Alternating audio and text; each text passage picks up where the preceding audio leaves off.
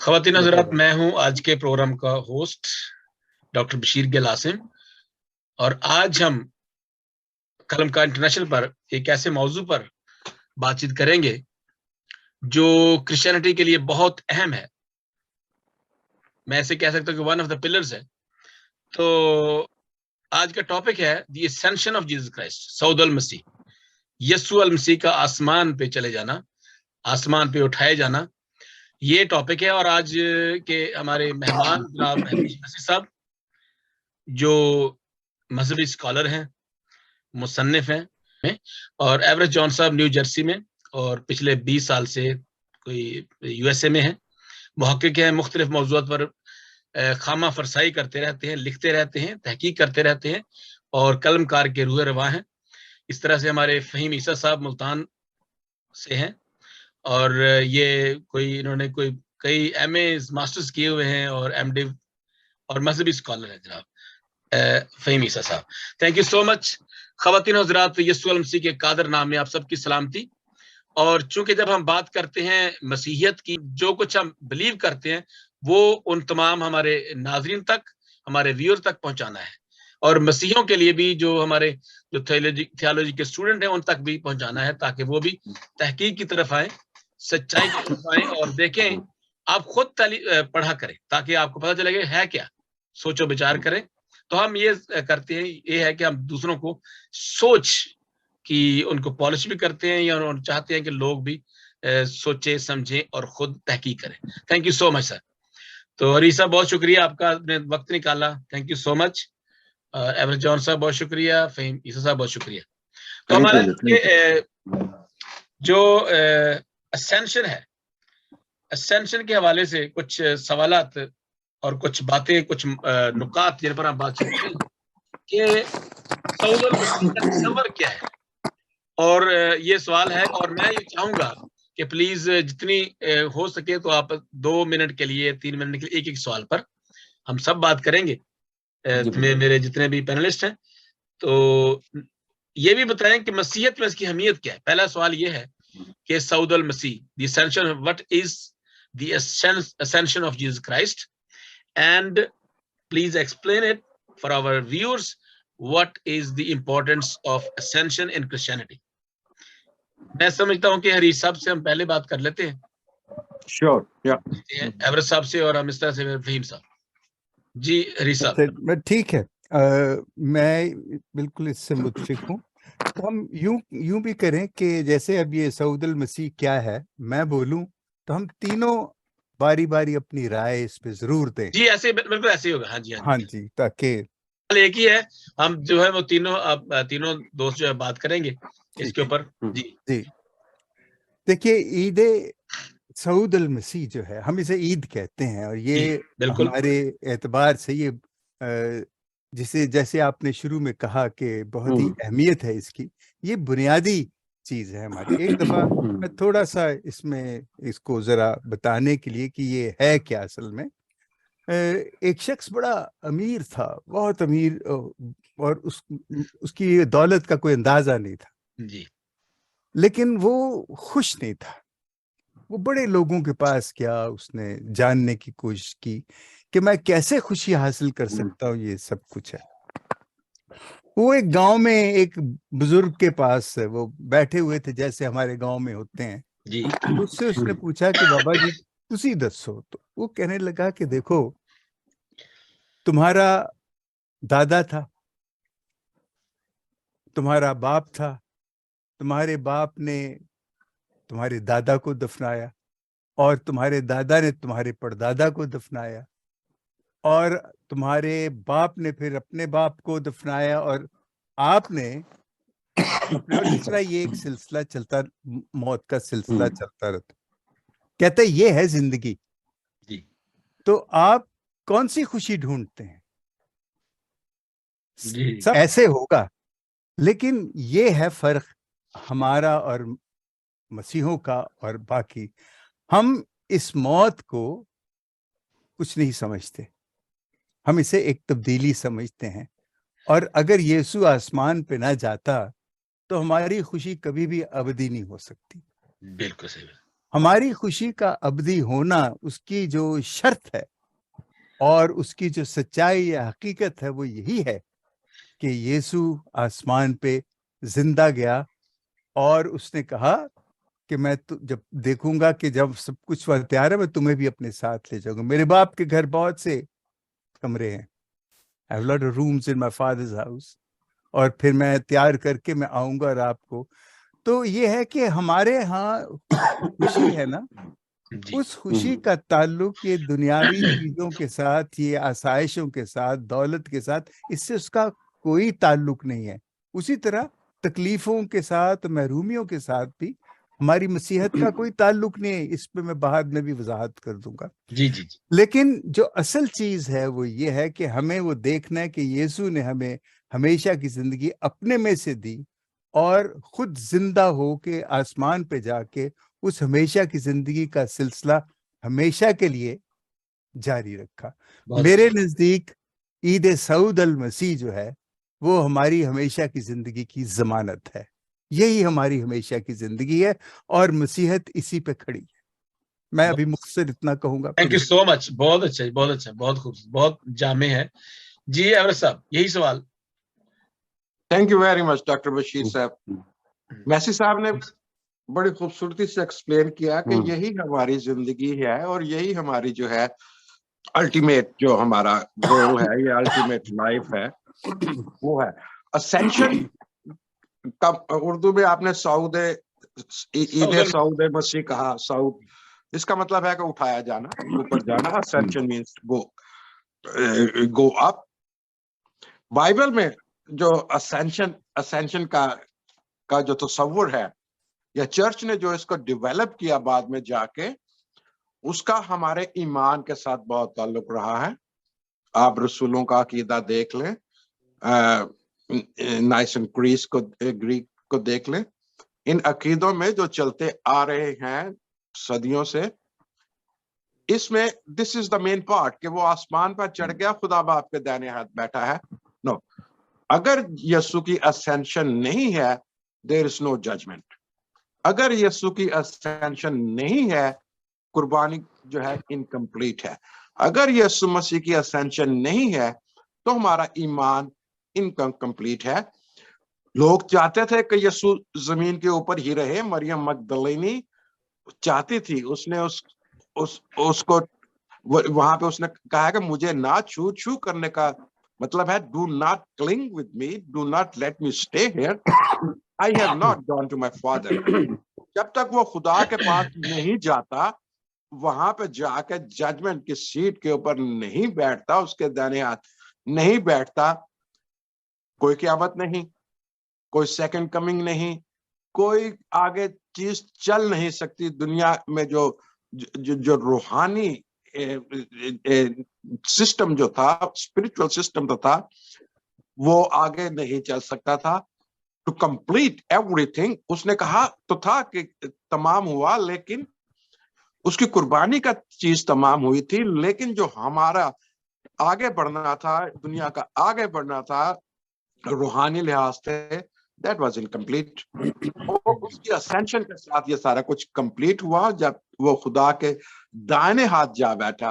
दाहिने हाथ on the right hand means right hand के ऊपर वही बैठता है जिसके ऊपर सारी अथॉरिटी होती है, जहां से वो जिंदों और मुर्दों के इंसाफ करने को आएगा। तो इसका मतलब है कि day of judgment is related to ascension. Our faith is completed if we believe in ascension. तो बहुत से लोग इस चीज के ऊपर इतराज करते रहे हैं, करते भी हैं। वो आगे चल के भी देखेंगे कि एनॉक उठाया गया, मोसेस उठाया गया, एलाइजा उठाया गया। हम इसमें आखिर में जाके इसका कंपैरिजन करेंगे कि what is different between ascension of Enoch, ascension of Elijah, ascension of Moses। ये सवाल पहले बिल्कुल बहुत और ज्यूस तो उसके बेटे, उसके बच्चों को भी कहते हैं, वो भी ascension के उसमें आते हैं। सो यीशु की ascension उसके मिशन की कंप्लीशन है, और उसने जाके हमें क्या दिया? मददगार दिया, होली स्पिरिट दी। उसने कहा माउंट ऑलिव से जब वो जुदा होने लगा, ऊपर जाने लगा, जब वो चला गया तो उसने कहा था कि 10 दिन तक तुम जो है वेट फॉर द स्पिरिट, कि आप यरूशलेम में रहो और होली स्पिरिट का, अगर वो ना जाए, अगर मैं ना जाऊं तो होली स्पिरिट नहीं मिल सकते, ये यीशु की अपनी स्टेटमेंट है। अगर मैं ना जाऊं तो आपको मददगार नहीं मिल सकता। उसका जाना हमारे लिए मददगार भेजना, that is a complete building of church. Thank you so much every साहब। फिर हम चलेंगे, सॉरी जी फहीम साहब, यही सवाल जो है कि सऊदुल मसीह का तस्वर क्या है, और ये भी बताएं कि इसकी अहमियत क्या है, वही 1-2 मिनट के अंदर अंदर प्लीज। जी बिल्कुल फहीम साहब। इसमें दो बातें, इसमें नताइज, यीशु मसीह के लिए क्या नताइज हैं, वो ऊपर गए तो क्या उनके हवाले से क्या रिजल्ट सामने आते हैं, और दूसरा जो है वो ये है कि ईमानदार जो हैं उनके लिए क्या, ईमानदारों को क्या फायदा है यीशु मसीह का आसमान पर जाना। दो बातें, क्योंकि पहले वो कर चुके हैं, दो बातें पहले दोनों जो है वो बयान कर चुके हैं। इसमें यीशु मसीह का जो पहला जो रिजल्ट आता है वो है तख्त नशीनी। खुदा का कलाम बयान करता है, मैं वक्त होगा तो मैं 3 आज आसमानों का जिक्र करूंगा आपके साथ, पहला आसमान, दूसरा आसमान और तीसरा आसमान, कि आलम बाला है क्या है। और ये क्योंकि बाद में इसको मैं डिस्कस करूंगा जब हम आगे बढ़ेंगे, फिर उसके अभी मैं जो आपने पूछा उससे उसके ताल्लुक से सिर्फ बताऊंगा। जी। सबसे पहली बात कि तख्त नशीनी बहुत जरूरी थी। मकाशफा 22वां बाब जब आप पढ़ते हैं तो वहां पर 2 तख्तों का जिक्र है, लिखा है कि वहां लानत ना होगी, खुदा और बरे का तख्त होगा। तो वहां पर 2 तख्त हमें नजर आते हैं। ये हम बिब्लिकल रेफरेंस से मैं बात करूंगा, थोलॉजिकल बात है। और तख्त नशीनी जो है वो जरूरी थी, पहली बात, पहला रिजल्ट। दूसरा रिजल्ट ये था कि खुदावंद यीशु मसीह खुदा बाप के साथ हुकूमत करे। अब उसमें जो अहम बात है वो ये है, सब चीजें उसके पांव के नीचे कर दी गई। वो बहुत जरूरी है कि उसके पांव के नीचे हो सब, और वो सब चीजों से ऊपर और बाला हो।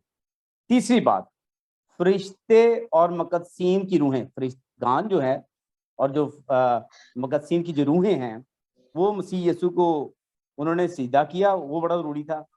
और कहा कि ज़बा किया हुआ बर्रा ही इज्जत, दौलत और ताकत और तमजीद और हमद के लायक है। चौथी बात, मैं क्योंकि शॉर्ट ही आपको बता रहा हूँ, ज्यादा इसमें डिटेल से बाद में बात करूंगा। चौथी बात ये है 17 चैप्टर बड़ा इंपॉर्टेंट है गॉस्पेल ऑफ जॉन का। उसमें यीशु मसीह ने बड़ी अच्छे तरीके से बताया कि मैं वापस उसी जलाल में आ जाऊंगा जो तेरे साथ पहले मैं रखता था। जलाल बड़ा जरूरी था। यीशु मसीह ग्लोरीफाइड बॉडी में जिंदा हुए। अब जब वो आसमान पर गए तो फिर ग्लोरिफिकेशन जो गॉड की थी, हेवनली फादर की थी, उसमें शामिल होना बहुत जरूरी था। उसमें शामिल होते तो फिर उसके बाद रिजल्ट आता। और हम देखते हैं आगे जाकर, मैं आप इसकी जो मिसाल है वो मुकद्दस पौलुस रसूल की है। अगर आप देखें दमिश्क की राह पर जब वो सऊल थे तो लिखा कि गिरदा गिर्द नूर आ चमका, और उसने पूछा कि खुदावंद आप कौन है, तो जवाब आया कि मैं यीशु हूँ। उसके बाद आसमान पर जाने के बाद जो है वो आपको नजर आएगा कि वो उनकी तजल्ली क्या है और उसका क्या सेटअप है।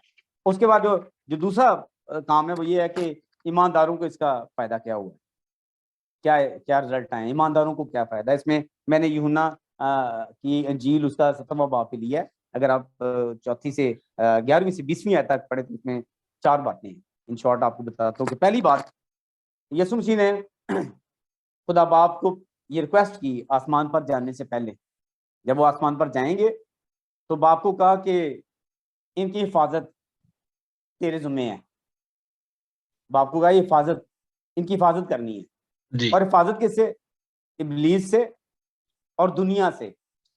और फिर उसके बाद जो दूसरी बात है वो ये है कि सच्चाई यानी कलाम के वसीले से इनको मुकद्दस कर, यानी जो कलाम है वो सच्चाई है, सच्चाई से इनको। और इसमें जो तीसरी बात है, जलाल के वसीले से इनको कामल कर। जो कामलियत है वो बड़ी जरूरी है। मैंने आपको अक्सर बताता हूँ कि ख्वाहिश जो है वो नामुकम्मल हालत का इजहार है, और ख्वाहिश का ना होना कामल हालत का इजहार है। वो खुदा बाप के साथ, यीशु मसीह के साथ है। जब हम अटैच होते हैं तो फिर उसके बाद ये रिजल्ट आता है। और फिर उसके बाद जो चौथी बात है वो ये है कि खुदावंद यीशु मसीह के साथ रहने की दरख्वास्त भी उन्होंने की कि जहां मैं हूं वहां वो भी मेरे साथ हों ताकि मेरे उस जलाल को देखें। इसलिए उनका जो सऊद था वो बड़ा इंपॉर्टेंट था आलम बाला पर। तो ये इसका है, मैं इन शॉर्ट आपको बता रहा हूँ। और इसलिए ये भी कहा कि जो कुछ तुम जमीन पर बांधोगे वो आसमान पर बंधेगा। ये उसी वक्त मुमकिन था जब यीशु मसीह आसमान पर होते। तो उन्होंने कहा जो कुछ जमीन पर बांधोगे वो आसमान पर। तो ये इन शॉर्ट यही बात है। आगे बिल्कुल सही बात, बहुत खूबसूरत। बल्कि अगर हम हरीश साहब से शुरू करें और तो जैसे उन्होंने बातें की हैं, फिर एवरेस्ट साहब, और फिर तो ये जो पहली बात जो आपने की कि आसमान पर जाना यीशु मसीह का, सऊदल मसीह क्या है कि पहली बात की दलील है कि यीशु मसीह तमाम जमानों का बादशाह करार दिया गया। जो हुक्मरानी करता है वो बहुत ही, ये बड़ा यीशु अल मसीह ही उम्मीद है दुनिया के लिए। और जब वो ऊपर गए हैं तो वो वाकई हमें एक ऐसी ताकत और कुव्वत मिली है जिससे हम बात करते हैं और जिससे हमें कुव्वत और दिलेरी मिलती है। तो फहीम साहब जो सॉरी हरीश साहब, अगला सवाल भी इस तरह का मिलता जुलता ही है कि क्योंकि ये अक्सर हमारे जो दोस्त देख रहे हैं, तो ये वाकया कब पेश आया, कब रूनमा हुआ, और फिर वही बात और क्यों हुआ, ये तो वो हमें हमारा जवाब आ गया, दोस्तों को चला गया। लेकिन अगर आप थोड़ा सा लिंक कर दें कि ये वाकया कब हुआ और ये 40 और 50 डेज का तो अगला भी सवाल है, तो उसकी हम नंबर 40 की हम जरा बात करेंगे। देखिए, जो कुछ हमारे पास है, जो भी तारीख हमारे पास है, वो अंजीलों के अलावा हम और कोई हमारे पास ऐसा सबूत नहीं है कि ये कब वाकया हुआ। हम ये जानते हैं कि यीशु जब 30 बरस का था तो उसने अपनी इलानिया जिंदगी शुरू की, और शुरू करते ही उसने उसके सारे दुश्मन जो थे वो खड़े हो गए। और इसमें यीशु ने बार बार अपने, जब उसने शागिर्द चुने हैं, उनको उसने बताया कि मेरे साथ क्या होने वाला है। और 3 दफा उसने पेशन गोइयां की अपनी उस तकलीफ की या अपनी वफात की, और सलीब पे मरने की, और फिर जी उठने की भी। लेकिन इन सारी चीजों के बावजूद हमें सिर्फ ये लगता है कि 30 साल का वो था, फिर 33 साल का। ये हमें 3 वो जो ईद फसा जो है वो यीशु वहां पे यरूशलेम में गुजारता है, उसके अलावा हमारे पास कोई सबूत नहीं कि कब हुआ ये वाकया। मैं भी फहीम साहब शायद इस पे ज्यादा रोशनी डाल सकेंगे। मैं इससे इतना वाकिफ नहीं हूँ, और ना मेरे पास कोई ऐसा कोई सबूत है कि मैं खास डेट बता सकूं कि ये तब वाकया हुआ। पुराने अहदनामे में अगर हवाला जात जो है वो ये नहीं है कि कब होगा ये, लेकिन ये हवाले हैं कि ये जरूर होगा, कि ये जरूर होगा, कि खुदावन मेरे खुदा ने कहा कि मेरी दाहिनी तरफ बैठ, या और ऐसे आपको ऐसे बहुत से हवाले मिलेंगे। लेकिन ये नहीं है कि हाँ, 53 बाब जो इशाया का है वो ये बताता है कि उसकी सारी तकलीफें और सब क्या है, वो कैसी क्या होगा, वो अपनी जगह है। लेकिन ये जो सऊद का जो दिन है, ये जो, इसके बारे में तारीख में तो कहीं जिक्र नहीं है। लेकिन आपको मैं एक बात बताऊं, जी पता नहीं शायद मैं ये गलत कह रहा हूं, यीशु के उठाए जाने की जो जो जो हकीकत है, ये कुरान पाक में भी है, उसका जिक्र कि उसमें भी है। तो ये हकीकत अपनी जगह है, लेकिन कब है इसका मैं कुछ नहीं कह सकता।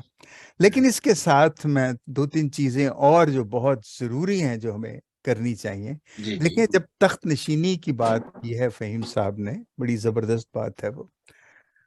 आप देख लीजिए कि जब यीशु आसमान पे उठाया जा रहा था और उसके शागिर्द दौड़ते हैं उसकी तरफ और उससे क्या पूछते हैं कि वो बादशाहत तो कब कायम करेगा। वो उनको ये फिक्र थी कि ये चला गया तो साडा क्या बनेगा। वो तो बादशाहत के लिए। तो ये जरा इस बादशाहत पे और यीशु के इस रिश्ते को भी हमें जरा इसकी वजाहत करनी चाहिए, क्योंकि ये बहुत बहुत हम सुनते हैं खुदा की बादशाहत ये है, खुदा की बादशाह, लेकिन है क्या असल में। और यीशु किस बादशाहत की। और वो शागिर्द जो हैं वो दौड़ते और पूछते हैं कि कब होगी ये, कब रूनुमा होगी। और फिर अभी फहीम साहब ने कहा कि उसकी तख्त नशीनी जो है वो, इसका मतलब है कि ये बड़ा कोई रब्त है तो मैं इस पे जाती तौर पे मैं जानना चाहूंगा। हाँ, फ़हीम साहब से, फ़हीम साहब से या जी हाँ जी, एवरेट साहब भी, अच्छा, या आप मतलब भी जैसे थोड़ा। आपने फरमाया ना कि ये वाकया और उन जमानों को या उस वक्त को जानना हमारे लिए जरूरी नहीं है। बात सिर्फ ये है, जैसे आपने कुरान पाक के भी ये जिक्र किया, तो ये वाकया जो हुआ है, ये हकीकत, ये सच ये है कि ये वाकया हुआ है, ऐसा है जी। हम जरा एवर साहब, फ़हीम साहब के पास चलते हैं, चूंकि एक ये अगर ये बता सकें कि वो वाकया, वो डे जो है, ये कोई फिक्स डे थे या नहीं थे, या कब हुआ, ये थोड़ा सा मुख्तसर प्लीज जी। You want me to start? मैं चाह रहा हूँ कि चले फ़हीम साहब से जरा, वो उधर से सवाल एक आया ना फ़हीम साहब का, तो फिर आपके पास चलते हैं। एवर साहब, फ़हीम साहब को जरा, जी फ़हीम साहब। Thank you very much sir. अच्छा, इसमें क्योंकि देखिए कोई भी हमारे पास डेट तो कंफर्म नहीं है, आपको पता है जी, डेट की, हेलो जी जी, मैं डेट की जो कंफर्मेशन है वो तो नहीं है जी। लेकिन जो हवाले हैं वो हमें हमारे मावन है कि हम उन्हीं से अंदाज़ा लगाते हैं। जैसे क्योंकि आपको पता है कि जो राइटिंग्स हैं, जो गॉस्पेल हैं, जो लिखी गई हैं, वो सारी 50 के बाद हैं, 60 है, 65 है, 70 है, फिर आगे वो डेट्स वहाँ तक आके रुक जाती हैं। तो इसलिए कोई स्पेसिफिक डेट तो हम अनाउंस नहीं कर सकते कि वो कब यीशु मसीह आसमान पर उठाए गए। लेकिन ये बात जो है, ये किताब मुकद्दस में जो है, जैसे अमाल की किताब है, फिर हमारे पास पहला करंथियों का खत है, फिर और हैं बहुत सारी, तो उसमें उनकी जरूर बातें हैं। जो शागिर्द हैं, देखते हैं 12 शागिर्द हैं, 120 की जमायत है, 500 से ज्यादा लोग हैं, उन्होंने यीशु मसीह को आसमान पर जाते देखा। तो उस हवाले से ये कंफर्मेशन है बस हमारे पास, लेकिन डेट नहीं है जी। चलिए ठीक है जी। एवरेट साहब, ये इसके बारे में कुछ आप मजीद वजाहत करना चाहेंगे इस सवाल के बारे में? Thank you very much Massey साहब और फ़हीम साहब।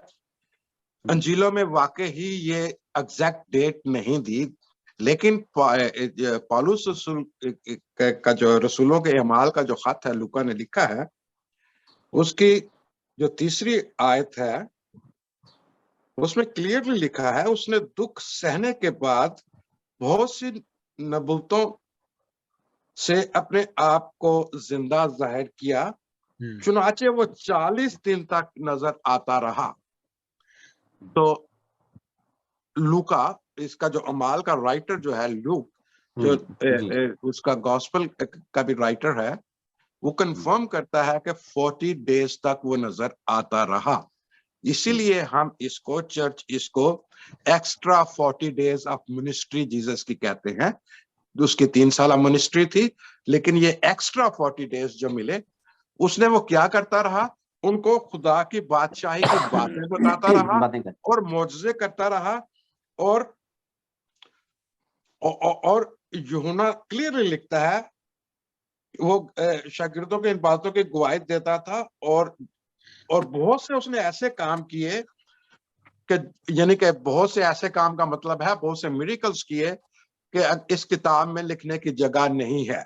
सो Luke is 100% confirmed that it was 40 days, right? Now, date 40 days, उसके बाद चर्च ने एस्टेब्लिश ये किया कि 40 days Easter was the first day, और उसके बाद 40 days जो बनते हैं, और फिर उसके बाद पेंटिकॉस्टल के दिन उनको रूहुल कुद्दस मिला।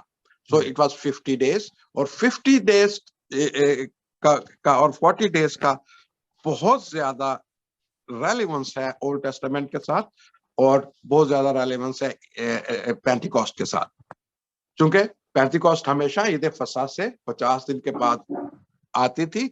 उसी दिन उनको रूहुल कुद्दस मिला, और फिर 40 डेज तक वो उसने उसको जब कहा कि आप यरूशलेम में ठहरे रहो, तो यरूशलेम में ठहरे रहने को 10 दिन तक यरूशलेम में ठहरे रहे, और 50वें दिन उनको जो था वो रूहुल कुद्दस मिला था। And this was recorded in the history, and this was recorded, and this is recorded in the book of Acts. तो 40 दिन इंपॉर्टेंट है, और 40 दिन में क्या हुआ वो हम आगे चल के गुफ्तगू करेंगे कि यीशु ने उन 40 दिनों में क्या क्या काम किए। तो ये कहना कि हमें रेफरेंस नहीं मिलता 40 डेज का, आई वुड से कि रेफरेंस मिलता है इमाल की किताब में और फिर अंजीलों में नहीं मिलता। इट डज नॉट मीन कि there is no reference, right? तो जरूरी है कि 40 डेज, व्हाई 40 डेज? अगला सवाल सर यही है, अगला सवाल हमारा यही है, क्योंकि ये तो वाकया था ना कि ये वाकया कब हुआ, या ये तो डेफिनेटली हमें कोई स्पेसिफिक, जैसे फहीम साहब ने और हरी साहब ने भी, आपने भी कहा कि वो डेट नहीं है, वो डेट नहीं, मतलब बात ये है कि डेट नहीं है, लेकिन ये वाकया हुआ है 40 दिन के। डेट एस्टिमेट हम कहाँ से करेंगे?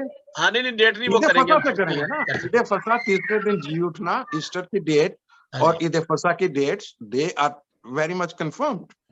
अच्छा, अगला सवाल जो है ना एवरेस्ट साहब, हम अगला सवाल ये है कि ये जो 40 का अदद है, ये तकरीबन कोई इसके गूगल के मुताबिक, मैंने गूगल इसको किया तो 146 टाइम जो है ना ये आया है। बिल्कुल, नंबर 40 जो है वो गूगल, जाहिर है वो उन्होंने बाइबल से लिया होगा ना, फिर इस तरह से रिसर्च करने वालों ने। तो चूंकि आप इसकी देखें मोजेस के हवाले से और फिर मूसा ने, फिर उसके बाद मुख्तलिफ हम हवाले देखते हैं कि ये काफी जगहों पे ये इस्तेमाल हुआ है 40। हम कल बात कर रहे थे, मैं हरीसा से बात कर 40, तो वो कह रहे थे कि ये 40 डेज क्यों शुरू हुए, ये तो बारे में कोई इसका हतमी कोई ऐसा नहीं कर सकता, लेकिन इसके लिए ये कुछ एक रवायत थी, रवायत को हम कह सकते हैं एवरेस्ट साहब। तो हम यही हरी साहब से जो पहले, जो अगला सवाल ये कि 40 दिनों के बाद क्या हुआ और 40 का आदत जो है किस अहमियत का हामिल है। ये एक सवाल, ऐसा कोई वेग सवाल नहीं है और अक्सर लोग जानते हैं, लेकिन हमारे जो मसीही जो क्वेश्चंस होते हैं जी, ये आप थोड़ा सा यीशु, मैं करता हूँ जी बात। अब यीशु जब उसने अपनी एलानिया जिंदगी शुरू की, जी जी, तो 40 दिन उसने अपने आप को तैयार किया। जी जी, जी बिल्कुल 40 दिन वो अपने आप को तैयार करता है, और मरने के बाद जी, ये देखें जमीन पे जब वो आता है, जब वो अपनी एलानिया जिंदगी शुरू करता है, तो 40 दिन में वो अपने आप को उस सहरा में, उस बयाबान में अपने आप को तैयार करता है कि किस तरह उसने जाके दुनिया में इंजील की मुनादी करनी है।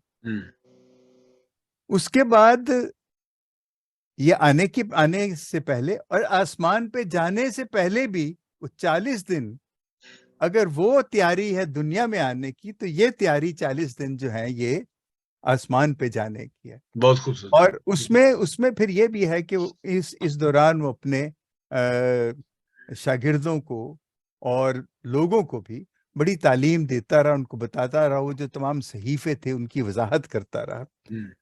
फिर हम 40 दिन देखते हैं कि मूसा भी कोई सीना पे 40 दिन वो रहा, और उसने 40 दिन कुछ ना खाया कुछ ना पिया।